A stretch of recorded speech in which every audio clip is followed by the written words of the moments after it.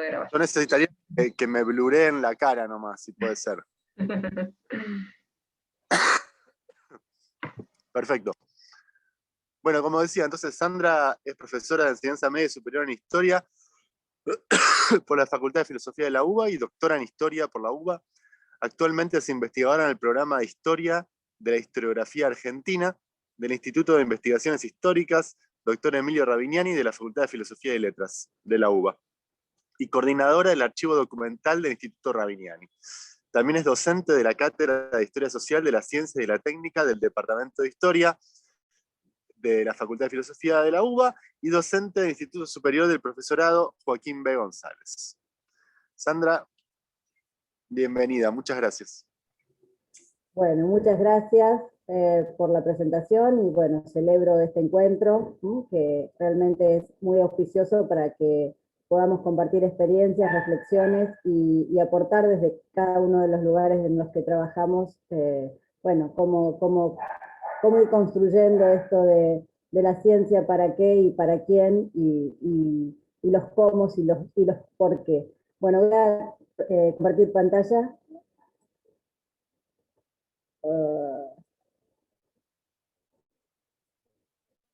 Bueno,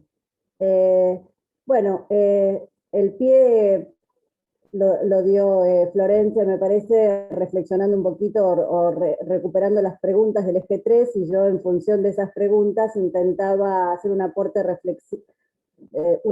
digamos, de reflexión teórica desde la mirada de la planificación de conocimientos y desde la perspectiva histórica de la función social de la ciencia, aplicando un poquito estas conceptualizaciones, esta mirada teórica a los planes nacionales de ciencia y tecnología. Esto como, digamos, como marco general de lo que les voy a comentar. Asumo como premisa que la política de ciencia, tecnología e innovación se inscribe dentro del marco de las políticas públicas, responde a un modelo de país y propicia los objetivos de desarrollo económico y social, o incluso puede retrasarlos, suspenderlos o directamente obstaculizarlos, ¿no? Por falta de propiciar esos objetivos justamente. Bueno, aspirando a que la política científica vaya de la mano de las políticas públicas de un país y de su modelo de desarrollo, cabe preguntarnos cómo se logra articular la producción de conocimientos, la innovación y la transmisión desde las universidades con las políticas gubernamentales, que incluso podrían convertirse en políticas públicas de Estado. O sea, cómo y dónde ubicarnos como docentes e investigadores frente a la sociedad, a sus problemas y a sus demandas, cómo articular las políticas científicas de las universidades con las políticas públicas, sus programas y sus planes. Bueno, para pensar un poquito esto, que claramente lo estoy enfocando más bien desde los instrumentos, me parece importante, digamos, hacer un breve recorrido por lo que fue la conformación del Sistema Nacional de Ciencia, Tecnología e Innovación en nuestro país, para luego referirme muy brevemente a los planes nacionales de ciencia, tecnología e innovación. Un antecedente que podemos marcar en la región, ya que estamos hablando de Argentina y de América Latina, es la Escuela de Pensamiento Latinoamericano en Ciencia, Tecnología y Sociedad, y particularmente la elaboración del modelo mundial latinoamericano, que son, digamos, experiencias pioneras en estudios de prospectiva en América Latina y particularmente en Argentina, ¿no? El modelo mundial latinoamericano asociado con la Fundación Bariloche y con Amílcar Herrera como el representante, digamos, directo asociado con el modelo. Bueno, obviamente la discontinuidad de esta tradición, las etapas, digamos, de dictaduras militares, lleva a que recién en el 83, con la vuelta a la democracia, se pueda recuperar un poco esta tradición del pensamiento latinoamericano en ciencia y tecnología de la mano de Manuel Sadowski, cuando se elige como secretario de Ciencia y Tecnología, jerarquizando, digamos, la antigua subsecretaría. Durante la gestión de Sadowski se sentaron las bases para la formulación de los planes nacionales de ciencia y tecnología, se marcó la necesidad de relacionar las actividades de investigación con el sector productivo y se ubicó al CONICET en la línea de la Secretaría de Ciencia y Tecnología, para fortalecer justamente lo que tenía que ver con políticas públicas en el área. En los años 90 podemos decir que arranca el marco normativo, es decir, la primera ley, que es la 23.877 de promoción y fomento de la innovación tecnológica, que en realidad tiene por objetivo la promoción de la innovación para el sector privado a partir de la transferencia tecnológica. Todavía no es en sí una política pública de Estado, pero sí una política de promoción tecnológica. Es en el 2001, con la segunda ley, lo que se llama la Ley Marco, que actualmente nos rige, de Ciencia, Tecnología e Innovación, cuando encontramos el primer instrumento normativo, sabiendo que el instrumento normativo es el más virtuoso porque propone un marco justamente para el desarrollo de las políticas de Estado, más que gubernamentales, la posibilidad, digamos, de continuar en el mediano y en el largo plazo con políticas públicas. Esta ley establece líneas estratégicas, prioridades, programas nacionales, sectoriales, regionales y especiales para todo el país.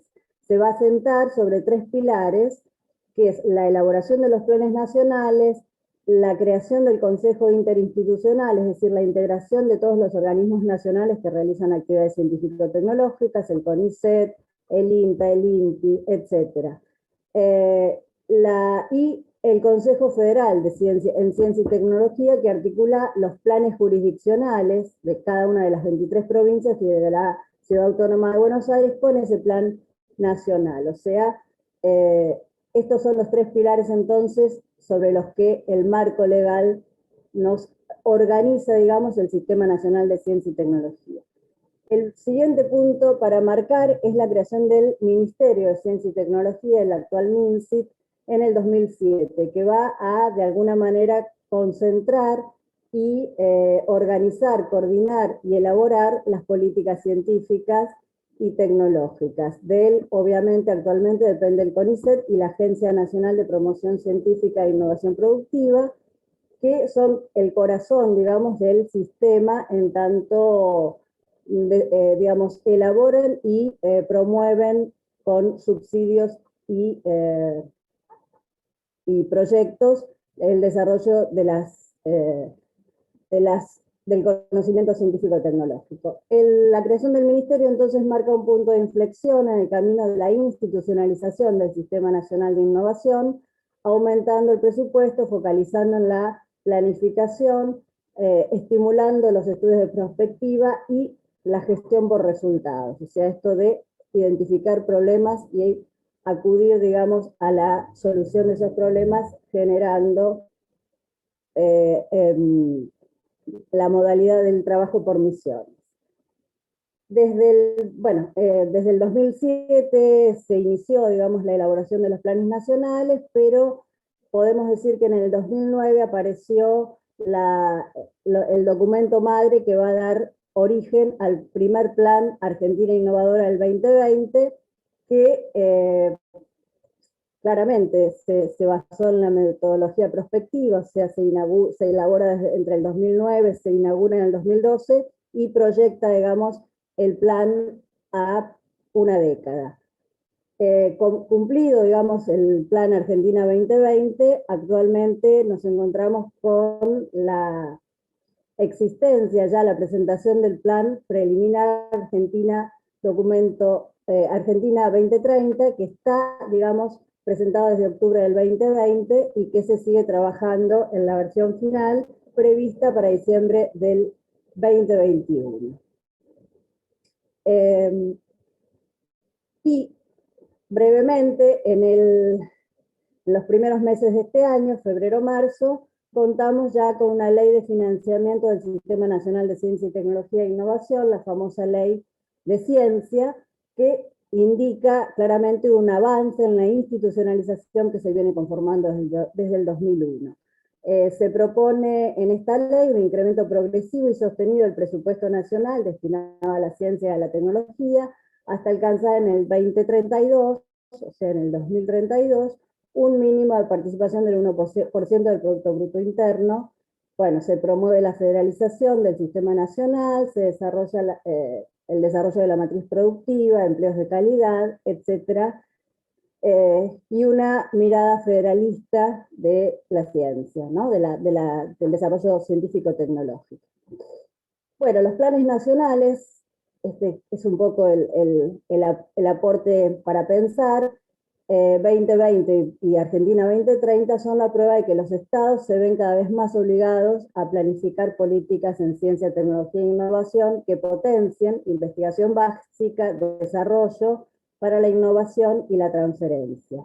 Las políticas públicas en ciencia, tecnología e innovación están directamente relacionadas con la concepción del valor agregado que el conocimiento significa en las denominadas sociedades del conocimiento. El conocimiento es el motor que orienta las condiciones para el desarrollo, el bienestar y la equidad social. El desarrollo estratégico de un país, pensando en esta pregunta que también estaba dentro del eje 3 del desarrollo, ¿no? Cómo se contribuye desde el conocimiento al desarrollo. El desarrollo estratégico de un país se sostiene en la sociedad del conocimiento y en el Sistema Nacional de Innovación. La planificación pública requiere un trabajo conjunto y sostenido para generar una dinámica social donde los diversos intereses se coordinan en un esfuerzo común buscando nuevas capacidades y mejores condiciones de vida. El Plan 2030 es sin duda la hoja de ruta para alcanzar el cambio estructural, el desarrollo territorial, el conocimiento soberano, el desarrollo estratégico, el bienestar y la equidad social con Estado presente y emprendedor. Esto, digamos, dicho directamente en la letra del plan, ¿no?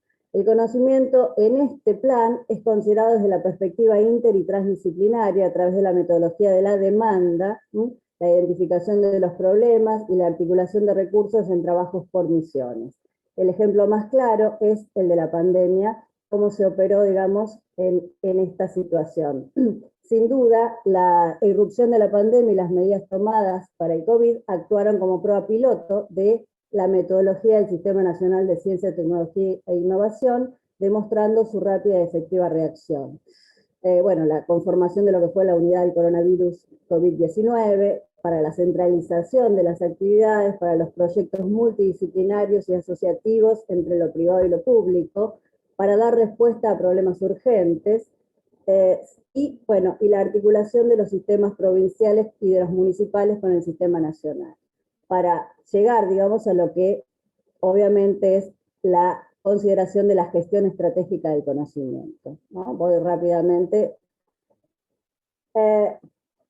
Bueno, en síntesis, la historia y la sociología de la ciencia, pensando un poquito en alguna bibliografía como Stefani, por ejemplo, han demostrado que ciencia, tecnología e innovación están en el centro de las estrategias de crecimiento económico sustentable y que las políticas públicas en ciencia, tecnología e innovación han logrado transformar las estructuras productivas y expandir las economías, generándose un círculo virtuoso entre inversión en innovación y desarrollo económico. Bueno, esto es todo. Gracias. Muchísimas gracias, Sandra. Bueno, entonces ahora invitamos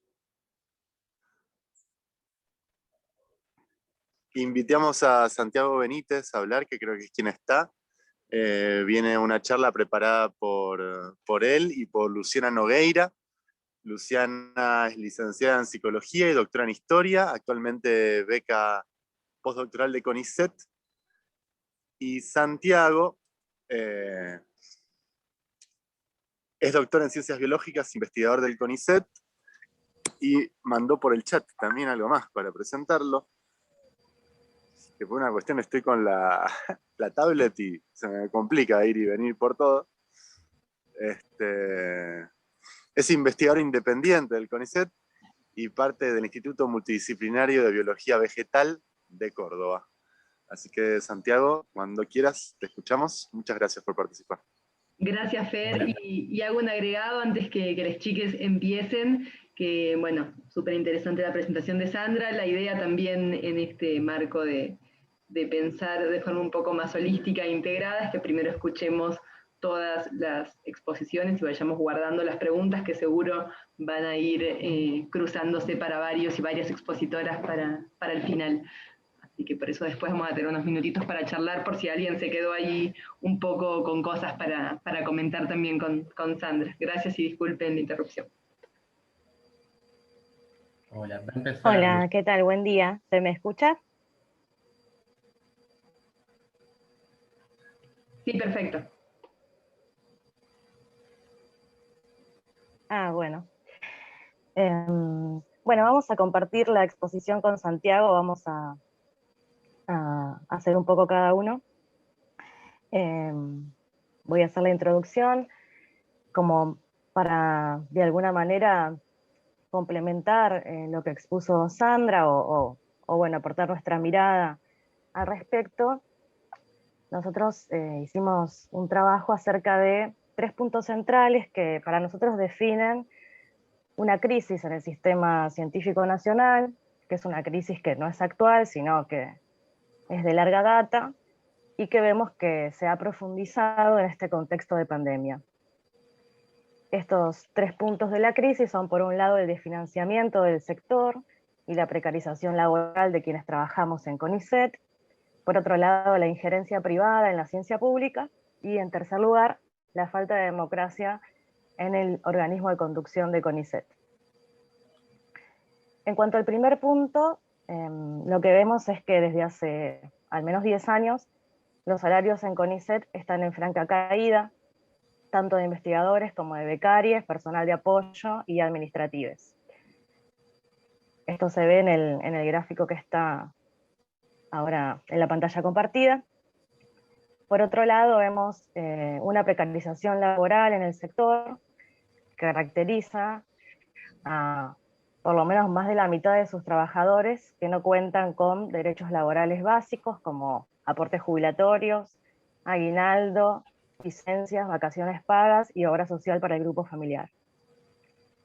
Y esta precarización laboral también se produce en la expulsión de miles de científicos del sistema, ya que los ingresos a carrera, después de haber estado varios años con becas, bajo este régimen de precarización laboral que mencioné anteriormente, no se tiene en cuenta las postulaciones recomendadas, sino un sistema de cupos que se fija según un presupuesto, que año tras año deja un gran porcentaje de postulantes recomendados fuera del sistema, como se muestra en este gráfico que se está compartiendo ahora. En abril del año 2019 se expulsaron más de 2.100 becarios y durante el año 2020, en plena pandemia, fueron más de 1.200 desexpulsados de CONICET. Estas situaciones motivaron numerosas movilizaciones y que fueron multitudinarias en todo el país. Como se ve en la foto del fondo, es una de las grandes movilizaciones. Esta precarización para nosotros es un elemento más de una lógica mercantil que impera en la ciencia pública y mediante la misma la selección de los ingresantes, de quienes ingresan a carrera, no se asienta tanto en los contenidos que se producen, sino en la medida de cómo los mismos pueden ser cuantificados y en las posibilidades de su transferencia, sobre todo hacia el sector privado. Y acá le doy la palabra a Santiago, porque entra el segundo punto que planteamos, que es la injerencia del sector privado en la ciencia pública, que es una política que se planteó como ideal desde los distintos gobiernos de los últimos años, tanto de Cristina Kirchner como de Mauricio Macri, que está representada en Lino Barañao como el ministro, quien fue ministro de Ciencia en estas dos gestiones. Bueno, gracias Luciana. Se me escucha bien, ¿no? Sí. Bien, primero empiezo por 2 ejemplos respecto a injerencia del sector privado o volcar los intereses de los recursos de la ciencia pública hacia los intereses privados. Este es un caso reciente, el trigo HB4, que es un desarrollo del Instituto de Agrobiotecnología del Litoral en colaboración o destinado a, mejor dicho, la empresa Bioceres, que a su vez es propiedad de accionistas nacionales como Grobocopatel y Hugo Sigman y grupos extranjeros como Florimond Desprez de Francia. El HB4 es un evento doblemente resistente a la sequía y al glufosinato de amonio, un herbicida. Yo no me voy a detener demasiado aquí, creo que en las jornadas hay muchas sesiones al respecto, sobre los impactos ambientales, en la salud e incluso en la economía misma del modelo agroexportador, digamos, dependiente de paquetes tecnológicos como este, hay una carta de 1400 científicos al respecto, así que remito ahí. La pregunta que me hago que nos hacemos es por qué una producción de la ciencia pública no es distinguible en ningún aspecto, digamos, de una producción de una multinacional, ¿no?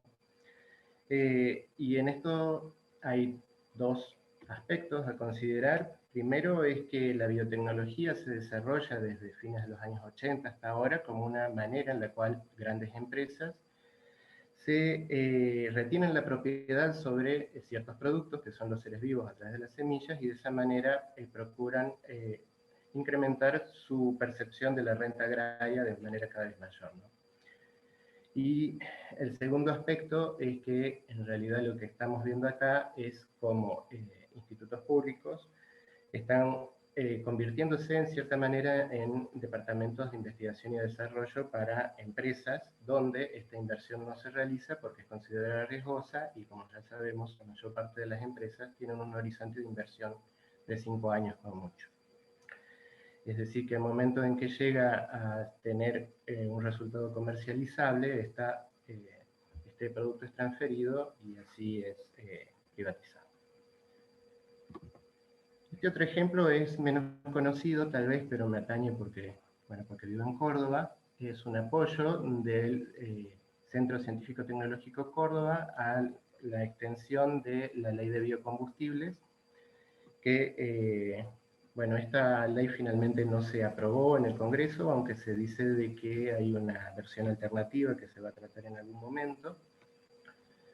Lo que quiero resaltar es, digamos, en Córdoba hay una vieja relación con los biocombustibles. De hecho, en el año 2007, un año después de que se sancionó la ley original de promoción, voló por los aires, para decirlo mal y pronto, un laboratorio de la Universidad Nacional de Río Cuarto, dejando 7 muertos, ¿no?, entre investigadores y estudiantes. Ese laboratorio no era en este caso de CONICET, sino producto de un convenio entre la universidad y Aceitera General de ESA y la empresa Desmet. Para seguir, digamos, actualmente uno de los mayores conflictos ambientales dentro de la ciudad de Córdoba es la presencia de una fábrica de bioalcohol que exporta, ubicada en el medio de un barrio, San Antonio, y que precisamente, de ser una fábrica más, aumentó su producción, la multiplicó por muchas veces, a partir de la promoción de los biocombustibles, ¿no?, empezando a generar este daño. Y entonces lo que vemos acá son solamente 2 ejemplos de gran injerencia de los intereses privados, y eso se refleja en muchísimas políticas en CONICET, a nivel de CONICET y del Ministerio de Ciencia, donde tenemos empresas como Syngenta, Bioceres, Insud, GlaxoSmithKline, Chevron, Energas, todas ellas cuentan con convenios, y bueno, fueron las grandes beneficiarias de esta perspectiva estratégica de la ciencia al servicio de estos intereses relacionados principalmente a actividades que ya conocemos y que modelan la economía del país, como el agronegocio y la megaminería. Te doy paso, Luciana. Bueno, para continuar, esto nos conduce, lo que acaba de decir Santiago, al tercer punto que queremos resaltar de la crisis de la ciencia pública, que es el carácter antidemocrático del organismo de conducción de CONICET. Vemos que este organismo, desde su fundación como ente autárquico, dependiente del Estado Nacional, que fue hace 61 años, está conducido por un directorio, que está conformado por 8 miembros y un presidente designado por el Poder Ejecutivo Nacional. De los 8 miembros, 4 son elegidos por miembros de la carrera de investigador científico, que se corresponden con las grandes áreas de conocimiento definidas por el organismo. ¿Quiénes quedan afuera de las decisiones de esta selección, de esta votación de estos 4 miembros? Por un lado, todos los investigadores en formación con becas doctorales y postdoctorales, también los miembros de la carrera de personal de apoyo y los administrativos, que representan un 60% de trabajadores que no participa de esta manera de la toma de decisiones del organismo. Pero además, entre los 4 miembros restantes se encuentran representantes de las universidades y organismos de ciencia provinciales, pero también, en esto queremos hacer énfasis, del sector industrial y de las patronales del agro. En estos casos, organizaciones como la Sociedad Rural Argentina, la Confederaciones Rurales Argentinas, la Federación Agraria Argentina y la Confederación Intercooperativa Agropecuaria proponen una terna al Poder Ejecutivo de la Nación, y como representantes de la industria resulta de la propuesta de la Confederación General de la Industria, el Consejo Argentino de la Industria y la Unión Industrial Argentina.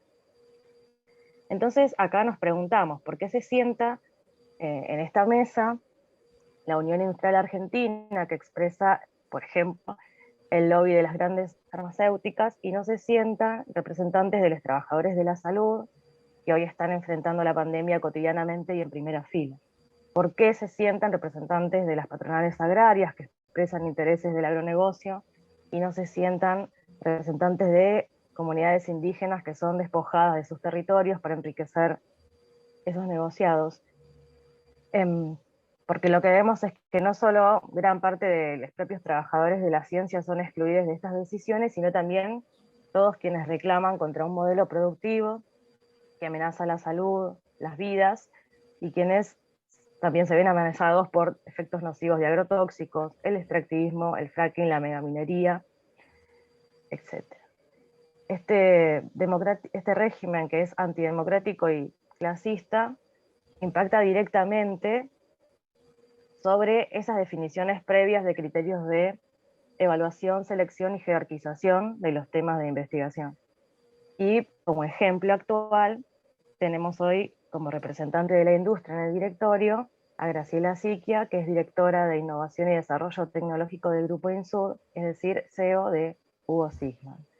Y esto nos lleva directamente al cuarto punto que queremos desarrollar hoy. Le dejo la palabra nuevamente a Santiago, que es esta profundización de la crisis de la ciencia pública en el contexto actual de pandemia. Gracias. Bueno, cuando enviamos este resumen, fue enviado cuando las jornadas iban a ser el 2020, lo enviamos en 2019 y no había perspectivas de pandemia todavía. Así que esta parte en cierto sentido la agregamos. Esta ilustración es del libro de un colega y amigo de Guille Folguera, es una ilustración de Langer,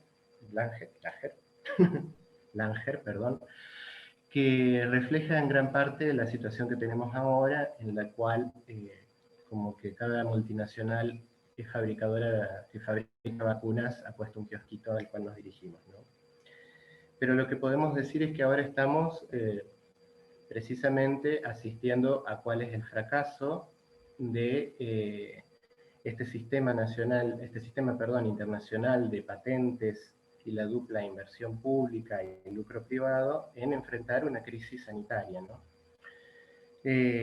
La vacuna de Moderna, por ejemplo, no solamente está protegida por una patente, sino que hace uso de patentes públicas por las cuales no paga absolutamente nada, patentes que son propiedad, en este caso, del Estado de Estados Unidos, ¿no? A través del Instituto Nacional de Salud. La vacuna de AstraZeneca se financió nada más y nada menos que en un 97% con fondos públicos. Que tengamos eso se refleja también en el reparto distinto de vacunas, donde a los países del sur global les ha correspondido menos del 1% de todas las dosis, y por otra parte donde tenemos un conflicto donde los países del norte en el sentido amplio, ¿no? Incluyendo Australia, Japón, toda Europa, Estados Unidos, se oponen a la liberación de patentes. Y son también los que han recibido más dosis mediante sus convenios con las empresas. Y a todo esto lo que nos preguntamos es si, viendo el fracaso efectivo de un sistema para enfrentar una emergencia, debemos pensar que tenemos que continuar con este modelo de patentes y transferencia para el beneficio privado, mínimamente cuando enfrentamos una crisis pública. En Argentina tenemos que, lamentablemente, cierta repetición de esto, y lo que se ve, por ejemplo, en la transferencia de los test para COVID-19, los cuales en su mayoría se encuentran licenciados mediante convenios con empresas. No todos, pero su mayoría. Por ejemplo, con Laboratorios Casará. Esto es una contradicción porque muchas veces marcamos el carácter dependiente del sector científico nacional, pero al mismo tiempo cuando se destinan recursos, lo que potenciamos es el desarrollo de compañías biotecnológicas, pero el fin final es la exportación, la obtención de dólares. Gran parte de estos test se exportan, más allá de las necesidades que tengamos dentro del país. No solamente es el caso, sino como aquí lo muestra la figura, también tenemos el destino de préstamos del Estado Nacional hacia la instalación de plantas biotecnológicas como esta del grupo Insulpharma, Maxambience, donde precisamente se fabrican pero no se envasan, como ya sabrán la discusión actual, vacunas de AstraZeneca. Bueno, supongo que están al tanto de la discusión sobre esto, pero los profesionales de la salud, a través de su federación sindical, han protestado por el hecho de que para mantener los derechos de propiedad y los beneficios de la multinacional y de sus socios argentinos y mexicanos, no se esté priorizando la elaboración en el país del proceso completo de elaboración de vacunas en el país. Y también ahí mencionar que existen desarrollos propios de vacunas en el país que tampoco están siendo suficientemente financiados. Aviso que ya van 15 minutos. Perdón, Santiago. Termino. Estaba terminando. Perfecto. Porque es la última. Perfecto. Bueno, para terminar entonces, las patentes y la propiedad intelectual no son nada más que una apropiación privada en este aspecto de un bien común, que es la investigación científica, la cual se ha desarrollado durante décadas, generalmente bajo un régimen público en universidades, institutos de investigación, etc. Les dejo con una última frase, y no sé si Luciana quieres decir algo. No, queremos simplemente traer una frase de Richard Levins para cerrar esta ponencia, porque la compartimos, y dice: quienes defendemos la ciencia desde la izquierda, no podemos defender a la ciencia tal cual es, tenemos que apoyar la apertura de la ciencia a aquellos que han sido excluidos, democratizando lo que es una estructura autoritaria modelada según las necesidades de las corporaciones. La meta de la ciencia debe ser la creación de una sociedad justa, compatible con la riqueza y diversidad de la naturaleza. No debemos pretender o aspirar a una neutralidad imparcial, sino proclamar como hipótesis de trabajo lo siguiente: todas las teorías yerran al promover, justificar o tolerar la injusticia. Debemos rechazar la estrategia de vender soluciones mágicas reduccionistas al servicio de la ciencia mercantilista, en favor del respeto hacia la complejidad, el carácter relacional, el dinamismo, la historicidad y el carácter contradictorio del mundo. Debemos repudiar la estética del control tecnocrático en favor del regocijo que nos provoca la espontaneidad, riéndonos de la incapacidad de los índices para captar la vida. La mejor defensa de la ciencia frente al ataque de los reaccionarios es insistir en una ciencia al servicio del pueblo. Muchísimas gracias. Bueno, muchísimas gracias, Luciana, Santiago. Perdón, cuando presenté no me di cuenta que iban a presentar de a dos y que también estaba Luciana. Mil disculpas. Estoy como con la tablet y no me doy cuenta de todas las personas que están. Perdón, ni que hubiese empezado esto de la virtualidad hace más de un año. Bueno, mil disculpas, Luciana.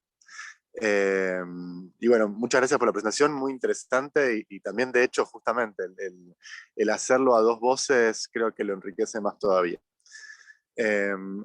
Bueno, ahora a continuación nos va a compartir su presentación Andrés Echeverri Mejía, que es magíster en Ciencia, Tecnología y Sociedad por la Universidad Nacional de Quilmes. Ha participado en roles tanto docentes como no docentes en la Universidad de Antioquia, Colombia, y la Universidad Nacional de Córdoba. Actualmente forma parte de la Facultad de Ciencias Sociales de la UNC y del Centro de Investigaciones y Estudios sobre Cultura y Sociedad del CONICET y la Universidad de Córdoba. Así que cuando quieras, muchas gracias por participar.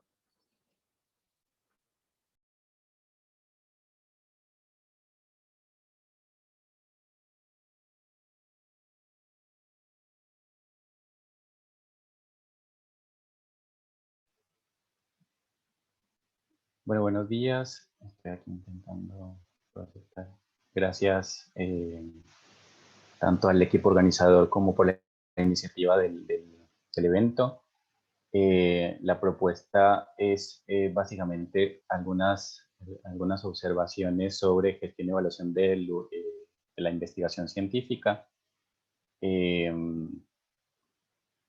Tengo varios puntos de partida, digamos, para sacar estas observaciones. Parto de la investigación como eje transversal para fortalecer la docencia, la extensión y la gestión universitaria. El punto de referencia es el ámbito universitario, digamos propiamente dicho.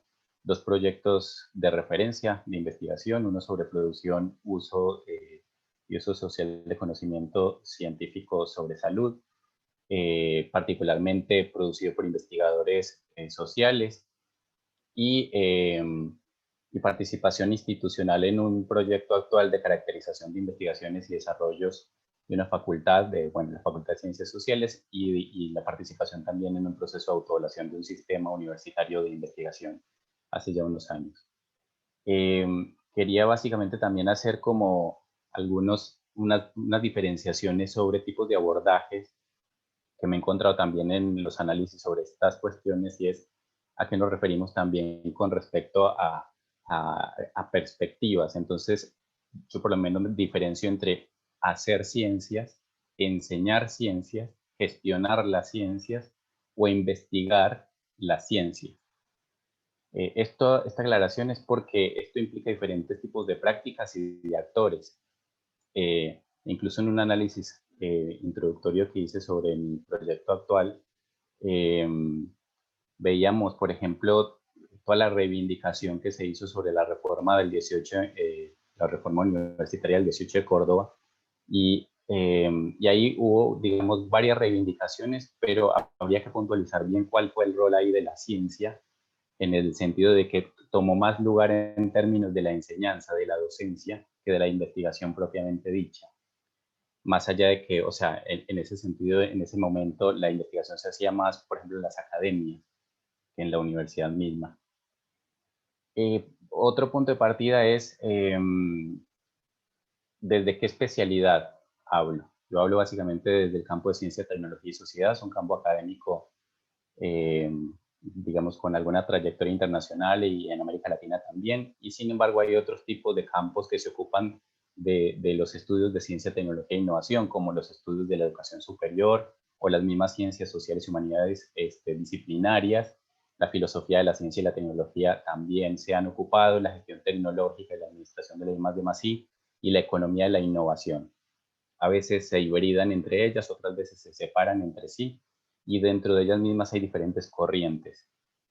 Después, para profundizar justamente sobre ciencia, tecnología y sociedad, hacer como un panorama muy rápido sobre el trayecto de este campo. Bueno, se dice que se le asigna incluso el nombre a partir de la tesis de Robert Merton, que la llamó justamente Ciencia, Tecnología y Sociedad en el siglo XVII de Inglaterra, en 1938.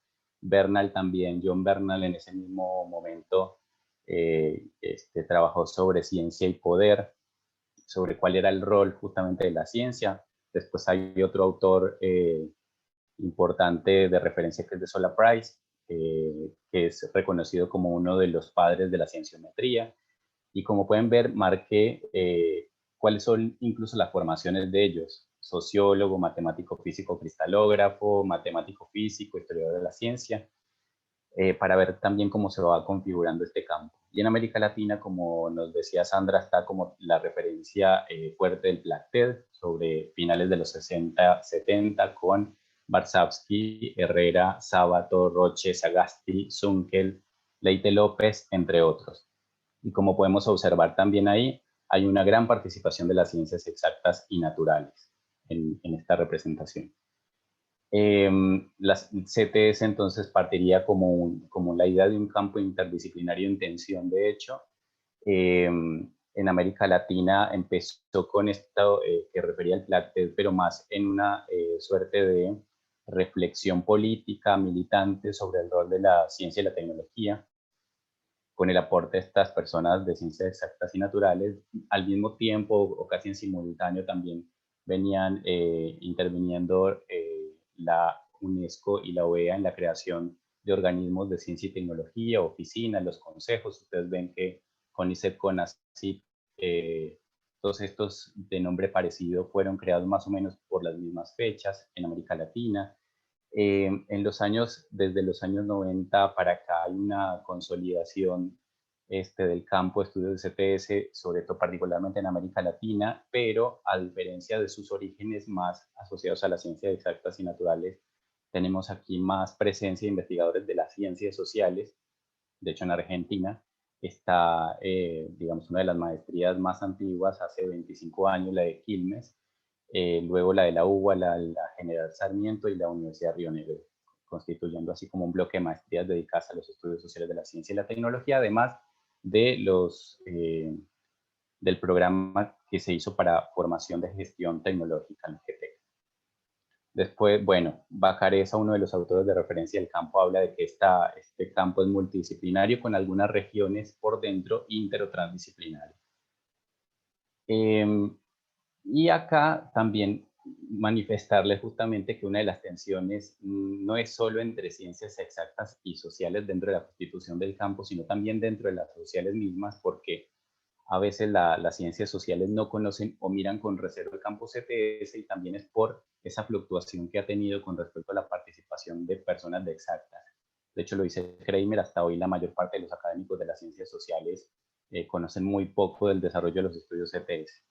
Y ahí fluctúan también. Él lo que afirma es que en términos disciplinarios la sociología pone poca atención a la sociología de la ciencia, la historia hace lo mismo, la ciencia política poca atención a la política científica y la comunicación poca atención a la comunicación de la ciencia. Hasta años recientes esto se ha ido revirtiendo, estas disciplinas han ido como avanzando en el abordaje de estos temas, pero incluso si ustedes se fijan en los programas de estudio, en las estructuras curriculares, no van a encontrar fácilmente que se encuentren materias o programas para el estudio de la ciencia y la tecnología. Bueno, también quería mencionar al respecto estas dispersiones sobre que es multi-intertransdisciplinario, porque para mostrarles a continuación algunos testimonios que me encontré en una de las investigaciones, para que notemos también que incluso estas dispersiones generan algunos ruidos en sus definiciones y por lo tanto también dificultades de aplicación. Estos son como algunas aproximaciones a partir de la lectura que me daban los investigadores que abordé. Lo multidisciplinario simplemente como la reunión de disciplinas, lo interdisciplinario ya tiene un entretejido a partir de la integración de abordajes, y lo transdisciplinario, la idea es que fluya a través, entre y más allá de las disciplinas. Y eso porque, bueno, ahí va, digamos, el estudio que les comentaba.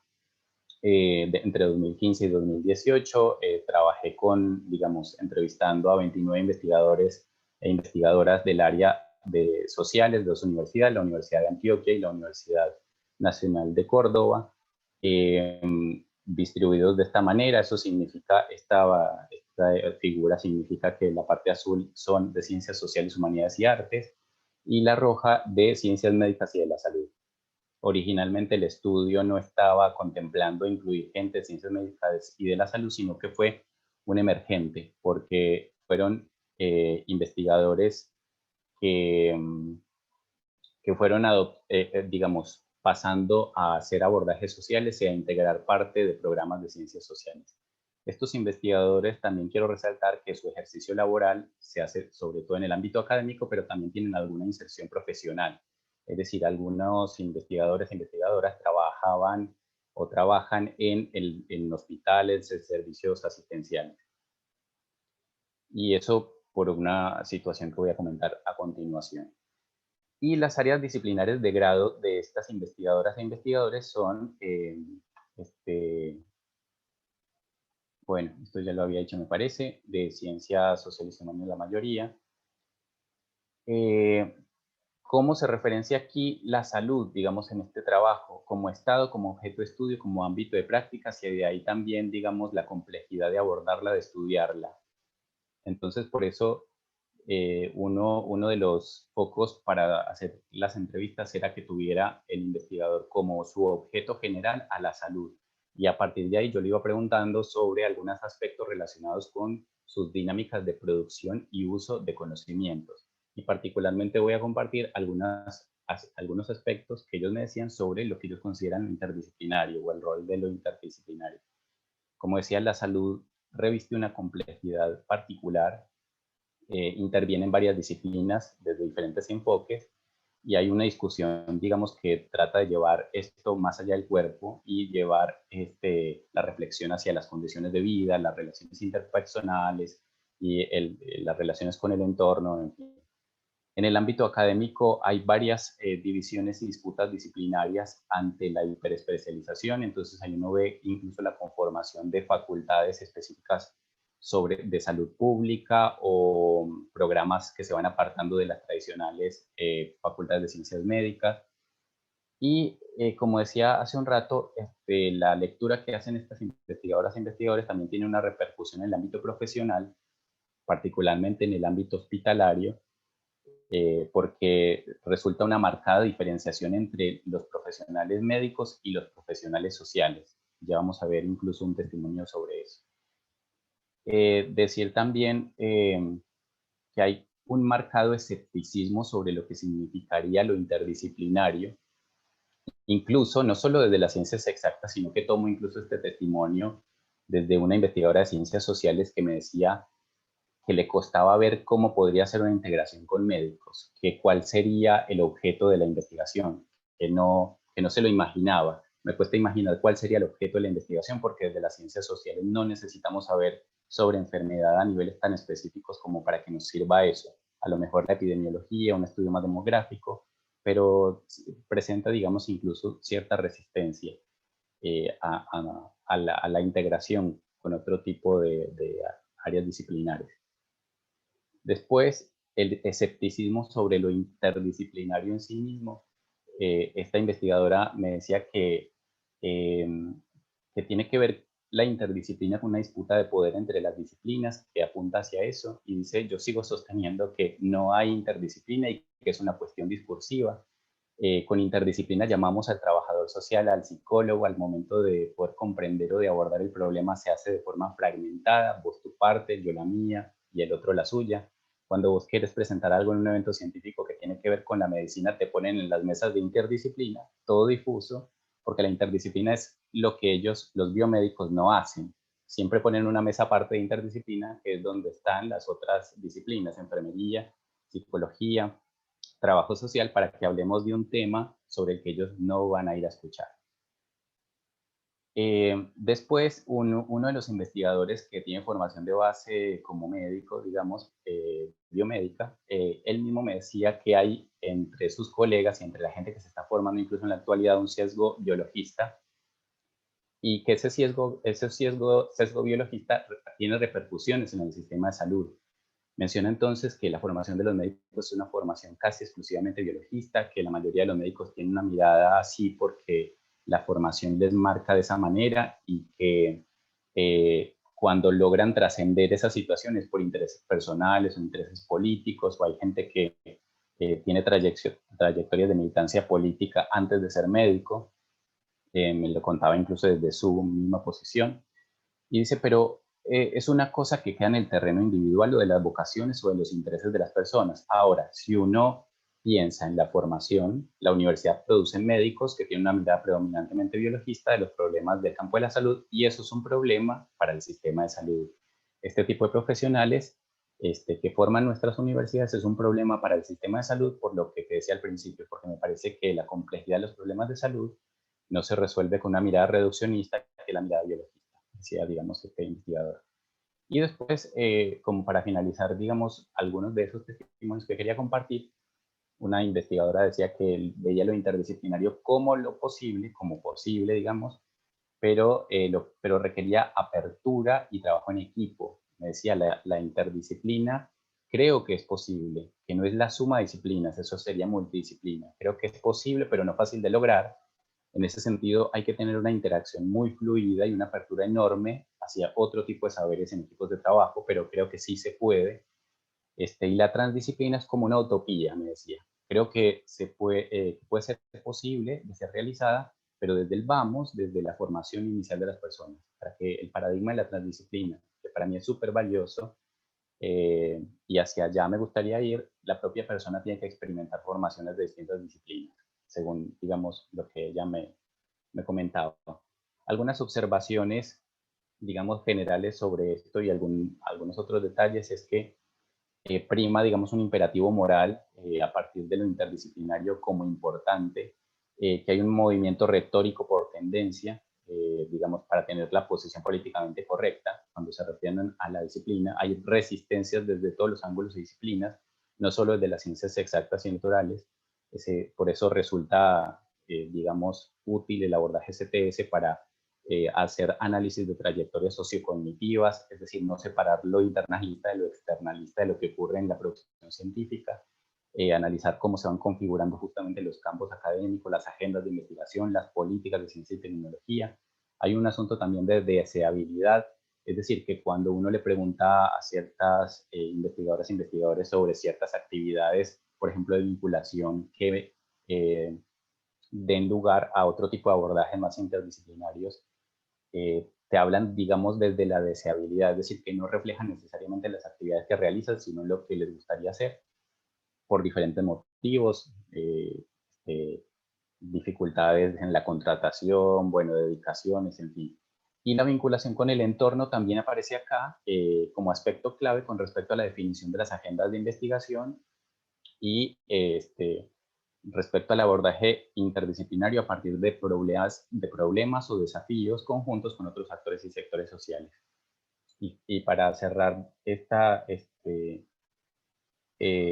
reflexión, digamos... Este es un toque pasado de los 15 minutos, si puedes ir cerrando, te agradezco. Sí. Perdón. Básicamente, desde la política y la gestión, yo quisiera también resaltar el rol de no docentes, de la función pública, de la función al interior de la universidad, porque es donde también se trabaja todas estas cuestiones y no es menor. A veces se descuida mucho esa parte de gestión y como dice Albornoz, si bien una política sin gestión es poco más que retórica, la gestión sin política es ciega y no discute rumbos, entonces eso tiene diferentes dimensiones. Esto sería como un escenario ideal para la política y la gestión, digamos, de la ciencia y la tecnología y el lugar para el interdisciplinario, considerando aspectos académicos, técnicos, administrativos y políticos. Sin embargo, lo que vemos es sobre todo, lo que yo encontré por lo menos es que priman los aspectos administrativos y políticos, pero que la fundamentación académica y los aspectos técnicos más fuertes no aparecen presentes. Y desde la gestión, básicamente, las estructuras institucionales se vienen constituyendo y consolidando como espacios disciplinarios. Quienes participan, por ejemplo, en comisiones de evaluación representan disciplinas y campos y no tienen formación en abordajes interdisciplinarios. Cuando se presentan propuestas interdisciplinares quedan a discreción de la valoración de cada comisión a falta de criterios claros.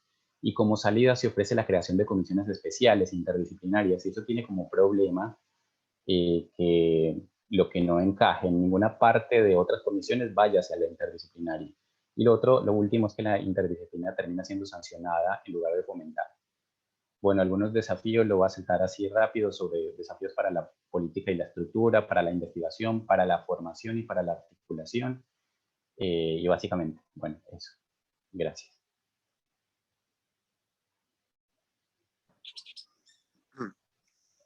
Bueno, muchísimas gracias. Les recuerdo, porque por ahí había gente que no estaba, que vamos a abrir un espacio de preguntas y de debate, de intercambio, de diálogos, cuando terminen las 5 presentaciones. Ahora nos va a compartir Mateo Cross Aniel, que es profesor investigador del Instituto Mora de México. Qué interesante, ¿no? Que bueno, recién nos compartía su charla el compañero de Colombia, los saberes y sabores latinoamericanos que nos acompañan en este encuentro. Me parece muy, muy bueno, muy destacable. Mateo es doctor en estudios latinoamericanos por la Universidad Nacional Autónoma de México y en estudios del desarrollo por la Universidad Autónoma de Zacatecas. Su área de investigación gira en torno a la economía política, desarrollo y dependencia en América Latina, poniendo especial énfasis en la reestructuración productiva internacional, la dependencia tecnológica y el mundo del trabajo. Es autor del libro Honduras, maquilando su desarrollo en la mundialización y diversas publicaciones sobre la industria maquiladora en México y Centroamérica. Así que, bueno, bienvenido, Mateo, muchas gracias. Muchas gracias, ¿me escuchan? ¿Se escucha bien? Hola, hola. Sí, perfecto. ¿Sí? Bien, excelente. Bueno, para mí muchas gracias por la presentación. Bueno, para mí es un gusto estar aquí con ustedes. Creo que el esfuerzo colectivo por haber hecho estas jornadas posibles es inmensamente enriquecedor seguramente para Argentina, pero también lo es para América Latina, por lo cual me da un enorme gusto estar aquí compartiendo algún análisis sobre el caso mexicano y esperando a ver qué cosas se pueden espejear con los temas de intereses de ustedes. Bueno, yo lo que les voy a presentar el día de hoy, déjenme, voy a nada más prender mi cronómetro para que no se me vaya el tiempo. Lo que les voy a presentar hoy es un caso particular que vengo estudiando desde hace un rato, que es el caso de la industria automotriz en México y Estados Unidos.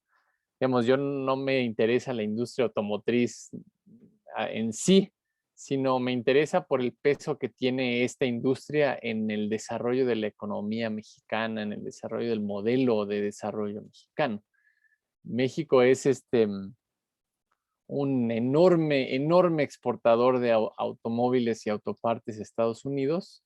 Tiene más o menos 1.300.000 personas trabajando directamente en la industria, en las fábricas, fundamentalmente en fábricas maquiladoras. México es una plataforma maquiladora que está abasteciendo, que ha estado abasteciendo al voraz consumo estadounidense. Y bueno, tenemos más o menos 3,5 millones de personas trabajando directamente en las fábricas maquiladoras.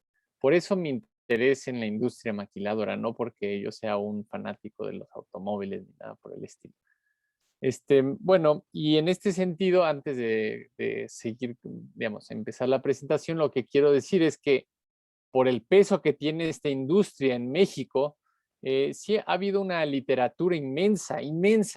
Ha habido ríos de tinta que han pasado por el puente, hablando de que esta industria puede ser una palanca de desarrollo para México o una palanca de transferencia tecnológica y aprendizaje tecnológico. Hay miles de maneras de llamarlo, en español, en inglés, que esta industria arrancará, cimentará las bases para un desarrollo tecnológico nacional. Bueno, yo en esta presentación les voy a desmentir esa gran idea, ese gran mito de la industria automotriz como palanca de desarrollo, haciendo un análisis muy particular de la esfera de la innovación y el desarrollo en esta industria, entendiendo el lugar que tiene México en su relación con Estados Unidos. Así que siguiente, por favor. Bien, rápidamente la presentación se va a dividir en 3 partes. Uno es hablar un poco de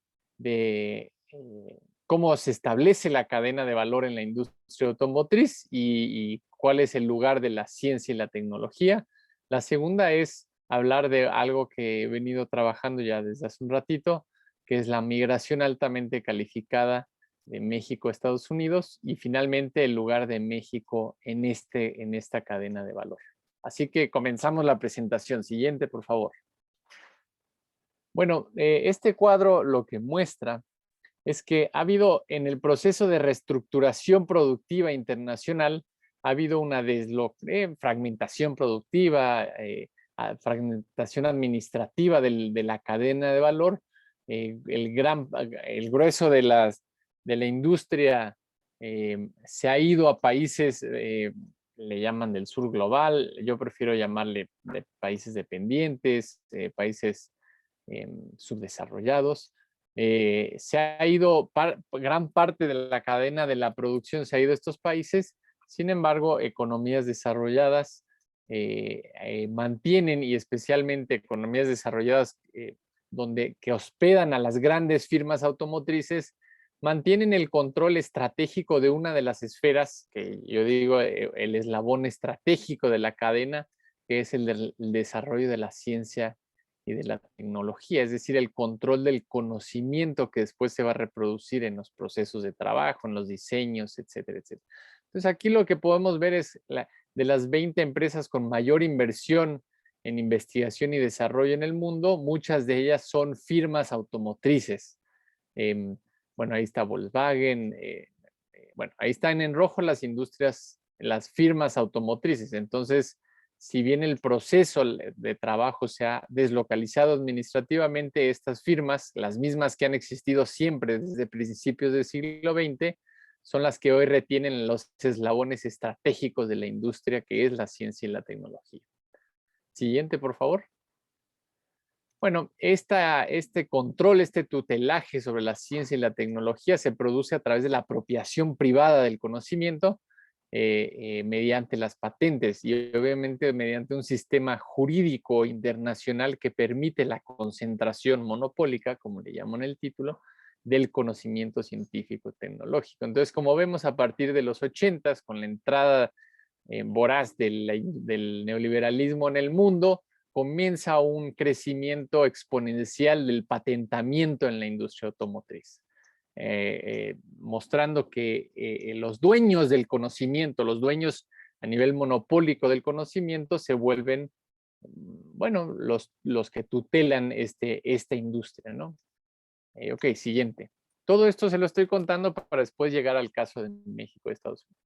Aquí vemos que quiénes son las empresas que tienen el mayor registro de patentes y vemos que todas son firmas, es decir, las comercializadoras de automóviles. No son empresas de autopartes, aunque hay muchas empresas, corporaciones de autopartes que están totalmente mundializadas y han alcanzado grados de monopolización. Pero bueno, se ve esta gráfica que son todas firmas automotrices. Siguiente, por favor. Bueno, entonces ahora lo que me interesa mostrar es cómo este sistema monopólico del conocimiento se traduce en la dimensión territorial. Comúnmente en los estudios sobre la innovación, en la globalización, se habla del patentamiento, del control monopólico. Yo también soy de la idea de que esta tiene una dimensión geográfica. Y es lo que vamos a ver en estas siguientes, digamos, hojas, ¿no? No, el anterior, por favor. Bueno, lo que vemos aquí es los centros de investigación y desarrollo en Norteamérica. Cuando digo Norteamérica, estoy considerando México también. México es parte de América Latina, es latinoamericano, pero en esta división oficial y casi comercial del trabajo, México es parte de Norteamérica, especialmente por el Tratado de Libre Comercio de América del Norte. Bueno, lo que vemos ahí es que hay 1,200 centros de investigación y desarrollo de la industria automotriz y Estados Unidos concentra 1,080 de ellos. Es decir, México queda totalmente excluido del desarrollo, de la instalación de centros de investigación y desarrollo en esta industria. Okay, siguiente, y esto se puede ver cartográficamente de esta forma. Bueno, no se ve muy claro, pero estos puntitos amarillos y rojos muestran el grado de, digamos, dónde están esos centros de investigación, y en la oscuridad de los estados muestra la cantidad digamos, de centros que hay en México y en Estados Unidos. Y como vemos, México está muy excluido de ese proceso y el grueso se concentra en Michigan y en California. Michigan, especialmente en el sureste de Michigan, en la ciudad de Detroit, que se ha convertido ya no en una ciudad manufacturera como lo era tradicionalmente, sino en una ciudad científico-tecnológica donde se está concentrando monopólicamente y geográficamente la producción de conocimiento científico-técnico. Es decir, en ese estado, siguiente, ahí se ve, ese es Michigan, ahí se concentra ahí se concentra el grueso de la ciencia y tecnología de la industria automotriz. Ahí se está diseñando los procesos que después se van a maquilar en México. México entonces es un país maquilador porque no diseña, no hace ciencia, no hace tecnología. Siguiente, por favor. Entonces ahí se comienza a desmitificar la idea de que México, de que la industria automotriz es una palanca de desarrollo de México, porque como vemos hay una concentración geográfica y monopólica de esta actividad que excluye a México y lo perpetúa en una condición de dependencia tecnológica. Bueno, esta gráfica nada más es para mostrar el grado de concentración de ingenieros en Estados Unidos. Siguiente, por favor. Y aquí empieza un poco el argumento, bueno, el segundo argumento. En Michigan, que es el que concentra mayor ingenieros en, especialmente de la industria automotriz, cada vez más ingenieros son ingenieros no estadounidenses, de origen no estadounidense. Es decir, Michigan, como otras ciudades de Estados Unidos, empieza a cooptar, sí, a cooptar fuerza de trabajo altamente calificada de otros países migrantes. Ok, siguiente, por favor. Bien, la segunda parte de la exposición, voy corriendo, ya después sí, con preguntas y respuestas podemos ir profundizando en algunas cosas. Pero bueno, Estados Unidos, digamos, ya hay muchos trabajos en relación a esto, pero el grueso, bueno, no el grueso, pero mucho de la actividad científico-tecnológica que se reproduce en Estados Unidos ha sido, y no se menciona muchas veces, es producida por fuerza de trabajo altamente calificada, migrante. El Valle de Silicio, el famoso Silicon Valley, han habido algunos estudios donde se muestra que hay como un 50-60% de la población que está trabajando ahí es fuerza de trabajo altamente calificada inmigrante, o sea, no estadounidense. Esto es una nueva característica del modelo de desarrollo neoliberal o la perpetuación de la división internacional del trabajo y el dominio de la economía estadounidense sobre por lo menos América Latina, pero también se puede hablar a nivel mundial. Siguiente, por favor. Entonces, lo que vemos es en esta gráfica rápidamente, son las tasas de crecimiento de población por escolaridad. Entonces, las columnas más oscuras muestran las tasas de crecimiento por escolaridad de población inmigrante, altamente calificada inmigrante, y las tasas de crecimiento de población estadounidense son las grises más claras. Es decir, se muestra que hay una tasa de crecimiento más elevada en la población altamente calificada no estadounidense que estadounidense. Siguiente, por favor. Bueno, en este caso lo que se muestra es la tasa de crecimiento de población no estadounidense, es decir, migrante calificada en Estados Unidos, por escolaridad. Entonces ahí está licenciatura, bueno, sí, preparatoria, licenciatura y posgraduados, ¿no? Y se ve que en los posgraduados hay un aumento en el crecimiento de migrantes en Estados Unidos con mayor fuerza entre 2000 y 2017. Siguiente. Bueno, y ahí se ve entre 1990 y 2017 los inmigrantes con estudios de posgrado residentes en México. Hay una cantidad de personas provenientes de la India, de China y México, pues está en tercer lugar con una tasa de crecimiento anual de 5, casi 6%. Es decir, es una gran cifra de personas que está migrando desde México a Estados Unidos altamente calificada. La diferencia que tiene México con China, una diferencia que es una tendencia, es que en el caso de la China y la India, especialmente en el caso de China, hay una tasa también alta de retorno de migrantes altamente calificadas que se insertan al mercado laboral de China, mientras que en México estamos expulsando a la población y ya no regresan.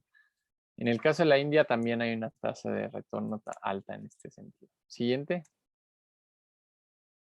Bien, y esta es una gráfica de migrantes, digamos, mexicanos en Estados Unidos, cómo ha crecido es más o menos el periodo del Tratado de Libre Comercio de América del Norte.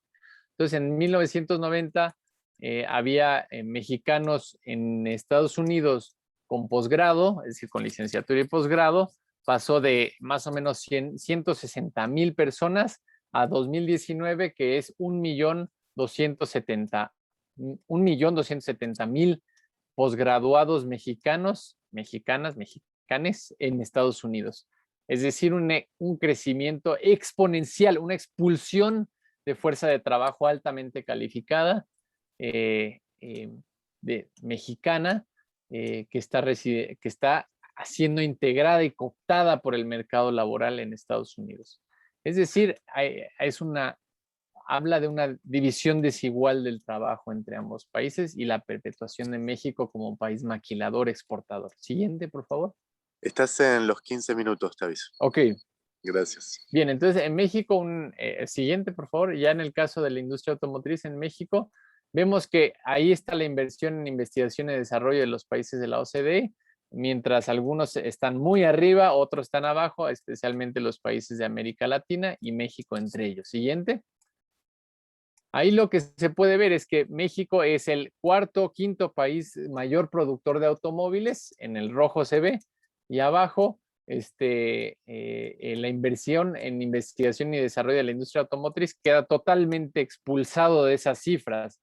Es decir, México sí es un exportador de automóviles, pero no está absolutamente desintegrado de la producción de investigación y desarrollo. Siguiente. Y bueno, lo que, nada más para ir cerrando, esta cifra en rojo es un estudio de caso que yo hice en un trabajo de campo en Detroit, donde encontramos que casi 7,000 migrantes altamente calificados mexicanos hay en la ciudad de Detroit, es decir, que cada vez más, aunque todavía hay más gente de China y de la India en Detroit, hay una integración bastante fuerte de fuerza de trabajo altamente calificada migrante en la concentración geográfica de ciencia y tecnología en Detroit. Es decir, cada vez se nutre más de fuerza de trabajo mexicana, como lo estábamos viendo. Esto es en el caso de Michigan, del estado de Michigan. Siguiente. Y bueno, esto es lo que fui descubriendo en el trabajo de campo.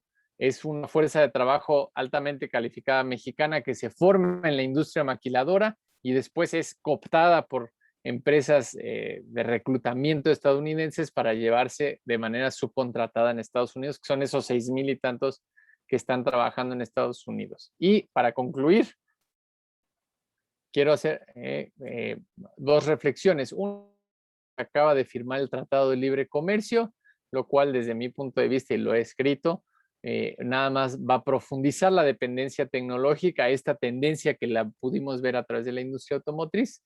Y desde mi punto de vista, y agarrándome un poco de las otras presentaciones, yo pienso que este modelo no es un problema, este escenario de dependencia tecnológica, de exclusión, no es un problema de voluntad política, es un problema del modelo de desarrollo. Yo, desde mi punto de vista, poder transformar esta situación requiere una transformación radical del modelo de desarrollo que predomina. Y cuando pongo revolución, me refiero a una ruptura con el modelo de desarrollo.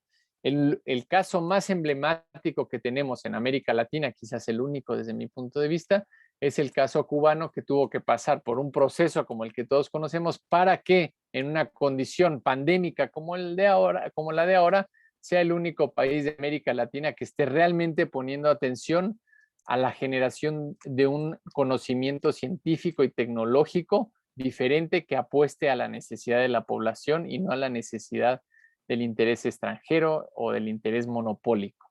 Entonces, no es un problema de voluntad política de individuos, ni es que responde a un modelo de desarrollo con el cual se tiene que romper, que va mucho más allá de si se invierte 1% en el PIB en ciencia y tecnología. Es mucho más profundo que eso. Y bueno, ese es mi punto de vista, lo podremos debatir. Bueno, me pasé un poquito, creo, pero ya terminé.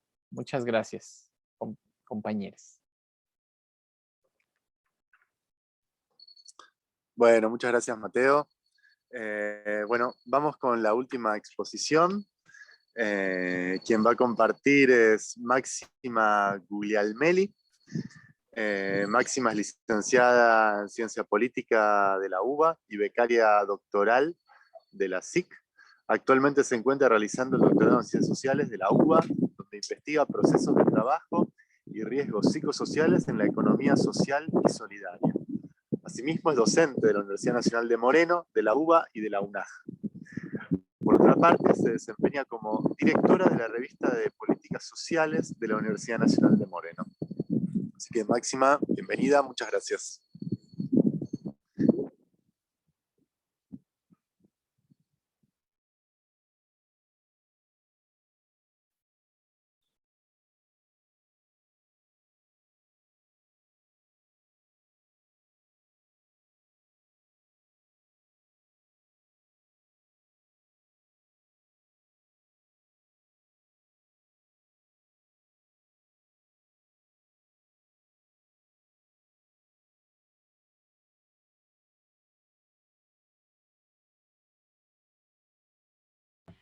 Máxima, Ahí está, estaba silenciada, perdón. No, hay que volver a recordar que estábamos silenciados. Bueno, no, estaba comentando que esta ponencia es parte de mi tesis de doctorado, que estoy haciendo el doctorado en la Universidad de Buenos Aires, en la Facultad de Ciencias Sociales, en el marco de una beca de la Comisión de Investigaciones Científicas de la Provincia de Buenos Aires. Actualmente me encuentro, digamos, en el desarrollo del trabajo de campo, entonces un poco esta ponencia lo que busca es poner sobre luz algunos desafíos que tenemos en un campo de estudio que es interdisciplinario, pero que además requiere metodologías mixtas de análisis de los datos. Entonces, el problema de investigación que presento el día de hoy es que el crecimiento de la economía social y solidaria en Argentina, que ha crecido fuertemente a partir del año 2004, por una parte como consecuencia de políticas públicas orientadas a ellas, pero también de recuperación de espacios de trabajo y el crecimiento de la economía popular, requiere observar aspectos específicos del proceso de trabajo, tales como los riesgos psicosociales en el trabajo, desde una mirada interdisciplinaria y con una metodología mixta. El objetivo del trabajo en este sentido es analizar los aspectos interdisciplinarios y metodológicos de los riesgos psicosociales en la economía social y solidaria en Argentina, y para eso utilizamos como estrategia de trabajo el análisis de aspectos interdisciplinarios y metodológicos de los riesgos psicosociales el análisis documental y teórico de artículos académicos referidos a nuestro tema de investigación. Específicamente lo que realizamos es la búsqueda de publicaciones en revistas indexadas disponibles en bases de datos electrónicas, la revisión exploratoria del resultado de esa búsqueda y la definición de la muestra, con, digamos, un criterio de combinación de algunas palabras como riesgos psicosociales en el trabajo, condiciones y medio ambiente de trabajo, salud laboral, economía social, cooperativas, interdisciplinariedad y metodología mixta. Tomando en cuenta lo anterior, nuestro trabajo se va a basar en 3 ejes. Por una parte, el enfoque interdisciplinario en los riesgos psicosociales en el trabajo. En qué consiste este enfoque interdisciplinario de los riesgos psicosociales en el trabajo. Por otro lado, en qué consiste el análisis de los riesgos psicosociales en el trabajo en la economía social y solidaria. Y por último, qué implica el análisis de estos riesgos psicosociales en la economía social y solidaria desde un enfoque interdisciplinario y una estrategia metodológica mixta. Digamos, finalmente lo que se busca con esta ponencia es problematizar algunos desafíos interdisciplinarios y metodológicos del análisis de los riesgos psicosociales en la economía social y solidaria, que es lo que haremos hacia el final de la ponencia. Entonces, ¿en qué consisten los riesgos psicosociales en el trabajo? ¿En qué consiste este enfoque? Bueno, es una perspectiva innovadora y ampliada que lo que busca es superar enfoques tradicionales ligados a la seguridad y a la higiene en el trabajo, y más bien dar cuenta de padecimientos y de cargas físicas, psíquicas y mentales que se intensifican como consecuencia de, digamos, un nuevo régimen de acumulación capitalista a partir de los años 70, que podemos englobar dentro de lo que se llama el neoliberalismo, pero que impacta fuertemente en los trabajadores a partir de la intensificación de la jornada del trabajo, la desregulación de los vínculos laborales, la flexibilización laboral, la utilización en el proceso de trabajo de habilidades psíquicas, emocionales y cognitivas de los trabajadores. En el proceso de trabajo se utiliza el cuerpo, pero no solamente se utiliza el cuerpo, sino que también se utiliza la psiquis, se ponen en práctica determinados conocimientos, saberes, técnicas, calificaciones profesionales, experiencias laborales y competencias, y en donde, digamos, en este proceso de trabajo, el trabajador muchas veces, y los trabajadores muchas veces, deben asumir exigencias y soportar riesgos que le causan cansancios, malestares, y con los cuales, con los tiempos de esparcimiento y de descanso, no logran recuperar. Entonces, el enfoque de los riesgos psicosociales en el trabajo lo que supone es que la salud física, psíquica y mental es dinámica, depende del equilibrio entre las exigencias de la actividad laboral y las capacidades de adaptación y resistencia de cada trabajador, y que el proceso de trabajo, intensificado por, digamos, estas transformaciones del modelo de acumulación neoliberal, provoca dolores, padecimientos, sufrimientos, aunque también, por supuesto, puede provocar satisfacción, ¿no? En este sentido, tomamos la definición de Michel Golac sobre riesgos psicosociales en el trabajo, para quien los riesgos psicosociales en el trabajo son aquellos riesgos para la salud física, psíquica, mental y social de los trabajadores, que son generados por las condiciones y medio ambiente de trabajo, susceptibles de interactuar con el funcionamiento psíquico y mental. ¿Cómo se analizan estos riesgos psicosociales? A partir de 6 ejes de análisis y de relevamiento. Por una parte, las exigencias y la intensidad y el tiempo de trabajo, que refiere a los ritmos, a las metas, a los objetivos y a los tiempos que se le dedica al trabajo. Por otro lado, el trabajo emocional, que consiste en la capacidad de controlar y modelar emociones para poder controlar y poder realizar correctamente la actividad. El tercer eje tiene que ver con las relaciones sociales en el trabajo, es decir, cuáles son las relaciones con colegas, cuáles son las relaciones con los cargos jerárquicos, con la empresa, con la organización, con el exterior, o dentro del espacio de trabajo. Aquellos conflictos éticos o de valores que puedan surgir en la realización de la actividad laboral o productiva, y la estabilidad y la seguridad de la situación laboral. Entendemos que también hay una dimensión de género que tiene en cuenta aspectos tales como tareas domésticas y de cuidados que recaen sobre mujeres, acosos, violencias, discriminaciones de las mujeres, y otras formas de violencia laboral como la segregación horizontal, la segregación vertical, la falta de políticas integrales de cuidado. Y también que todos estos procesos tienen una dimensión subjetiva, cultural y sociopolítica. Entonces, ¿por qué es un enfoque interdisciplinario? Porque si bien nosotros partimos, tanto yo como mi equipo de trabajo, partimos desde una mirada que pone el énfasis en los aspectos sociales, culturales, de estos riesgos psicosociales y del proceso de trabajo, también es cierto que este enfoque se ha caracterizado por nutrirse de diferentes disciplinas, tales como la epidemiología, que trabaja con el modelo, con algunos cuestionarios y con unos modelos tales como el Karasek, Johnson, Theorel y el modelo Sykes, y que buscan determinar los efectos que tienen los factores de riesgo sobre la salud de las personas.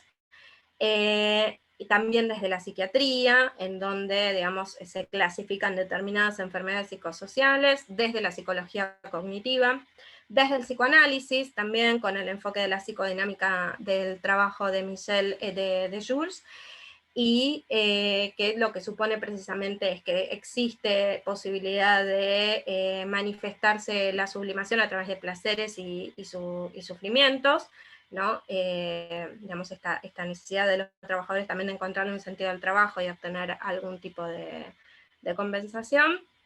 También desde la ergonomía, por supuesto, digamos, en la medida en que las características del trabajo y su medio ambiente le dan importancia a los sujetos como actores creativos, como actores capaces. La teoría de la administración, la sociología del trabajo, que es donde yo y mi equipo de trabajo nos insertamos, la teoría organizacional. Es decir, que es una corriente que se nutre de diferentes disciplinas y que da cuenta de diferentes disciplinas, más allá de que nosotros trabajemos desde específicamente los factores socioculturales de los riesgos psicosociales. Y por otro lado, además, los riesgos psicosociales, si bien tienen un carácter subjetivo innegable, muchas veces son medidos y evaluados a través de técnicas y herramientas de relevancia, tales como estudios ergonómicos, que relevan y analizan características de los puestos de trabajo, cuestionarios de evaluación de los riesgos psicosociales, entre ellos hay muchísimos, ahí en el grafiquito que está en pantalla, te doy cuenta de algunos: el modelo Karasek-Johnson-Teorel, el modelo Seigret, el modelo Kopsok, el modelo ISTAS, el modelo que utilizamos nosotros en la investigación, que es el desarrollado por Michel Golac y Tomás Kutrok, y que fue adaptado e implementado en Argentina por diferentes espacios de trabajo y universidades como el CONICET, la Universidad Nacional de Moreno, la Universidad Nacional de La Plata, LUMED, LUNAG, entre otros, y que lo que busca precisamente es consolidar un enfoque común sobre los riesgos psicosociales en el mundo del trabajo. Pero además de los cuestionarios y las técnicas de investigación cuantitativas, hay un enfoque mixto que parte también, y que es el que a mí me interesa en términos de mi tesis de doctorado, que parte también de la recolección de datos cualitativos en relación a los riesgos psicosociales, ¿no?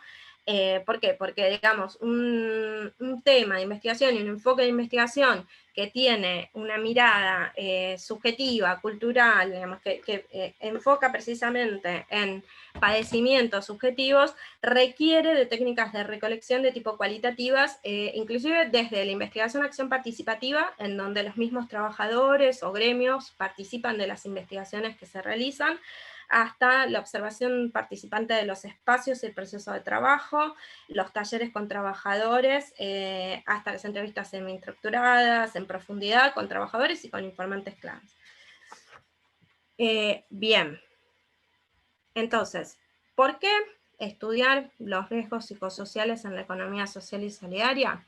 Bueno, el marco de la beca doctoral en la cual yo realizo mi investigación, yo venía trabajando desde hace varios años con la economía social y solidaria en el municipio de Moreno, en la Universidad Nacional de Moreno, y empezamos a ver, y mientras tanto también trabajaba en un equipo de investigación con el doctor Julio Nefa, que es quien dirige mi beca. Y empezamos a notar, digamos, que a la hora de abordar la economía social y solidaria siempre se abordaba desde aspectos tales como financiamientos, capacitaciones, tanto desde la investigación como de las políticas públicas, y quedaban descuidados, aunque no hay algunas investigaciones sobre salud laboral en el sector, la verdad es que son las menos, quedaban descuidados en algún punto algunos aspectos ligados a las condiciones de trabajo, la salud laboral, el acceso a la salud y más específicamente los riesgos psicosociales. En este sentido, empezamos a notar que dentro de lo que es la economía social y solidaria, en los últimos años en Argentina hay un crecimiento exponencial de la economía social y solidaria. En este momento existen casi 30.000 unidades de la economía social y solidaria entre cooperativas y mutuales. Esto de acuerdo a datos del INDEC de junio de 2018, pero además, digamos, dentro del sector hay un gran peso de lo que son las empresas recuperadas, hay una serie de líneas del Ministerio de Desarrollo Social de creación de cooperativas, y también, digamos, la importancia del crecimiento que tuvo desde el año 2016 en adelante de lo que se llama la economía popular. Entonces es un sector que es cada vez más grande y más heterogéneo, ¿no? Que ya no responde exclusivamente a las cooperativas y a las mutuales, sino que va ganando otras características. Y en ese universo heterogéneo hay un punto en común, que es que hay procesos productivos. Hay procesos productivos que no son los tradicionales, pero que sin embargo requieren que, digamos, se estudien como procesos productivos. Entonces, en este punto, el interés está puesto por ver cuáles son la organización de ese proceso de trabajo y qué riesgos psicosociales están puestos en ese proceso de trabajo. Normalmente el enfoque de los riesgos psicosociales en el trabajo trabaja o analiza relaciones contractuales asalariadas, y hay pocos estudios que aborden las condiciones de trabajo y la salud laboral en espacios con una lógica alternativa a la capitalista. Y en este sentido nos parece que hay una vacancia teórica que tiene que ser abordada, porque por una parte hay riesgos psicosociales propios de la organización interna del trabajo. ¿Por qué? porque los trabajadores asumen responsabilidades que generalmente son asumidas por los cargos gerenciales, porque muchas veces tienen mayor autonomía y manejo de los ritmos de trabajo, porque se manejan de otra manera los conflictos entre colegas, porque los tiempos de trabajo suelen ser más laxos, pero al mismo tiempo existen otras condiciones externas que impactan sobre la salud mental y sobre los riesgos psicosociales en estos trabajadores, como es la dificultad de acceso a financiamiento, estructura, la recuperación de espacios de trabajo, que muchas veces son experiencias traumáticas, inclusive muchas veces se llega a la economía social y solidaria como modo de supervivencia frente a situaciones de desempleo, de precariedad laboral. Entonces suelen ser sectores que tienen un alto grado de incertidumbre y de inestabilidad laboral que resuelven a través de la economía social y solidaria o la economía popular. En este sentido, ¿qué desafíos encontramos en relación al abordaje interdisciplinario y mixto en los riesgos psicosociales en la economía social y solidaria? Bueno, primero, aplicar un enfoque como el de los riesgos psicosociales, que generalmente se emplea en empresas tradicionales, con producciones a gran escala, y con relaciones contractuales salariales, en unidades productivas que son muy heterogéneas, porque partimos desde una empresa recuperada por sus trabajadores, hasta una cooperativa que puede tener empleados, así como asociados, hasta unidades productivas familiares que son muy pequeñas. Entonces, ese universo tiene que estar delimitado y analizar esos procesos productivos allí, teniendo en cuenta esa heterogeneidad y esa fragmentación del sector.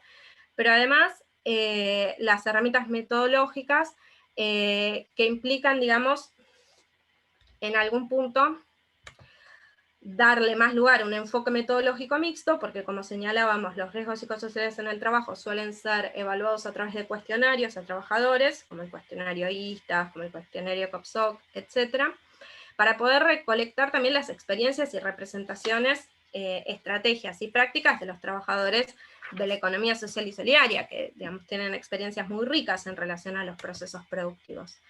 Entonces, como para finalizar y concluir, Y que estás pero en los bueno, he 15 pasado minutos. mucho del tiempo, te 15 veía minutos cara ahora. de, veía la cara de que ahora estoy en los 15 minutos. Digamos, en primer lugar, algunas conclusiones preliminares: los trabajadores no son pasivos frente al proceso de trabajo, frente a los procesos productivos, sino que son capaces de darse estrategias, prácticas individuales y colectivas para controlar o soportar las exigencias de sus trabajos. En el proceso de trabajo pueden coexistir la satisfacción y el sufrimiento, y me parece que eso se ve muy claramente en los procesos productivos de los trabajadores de la economía social.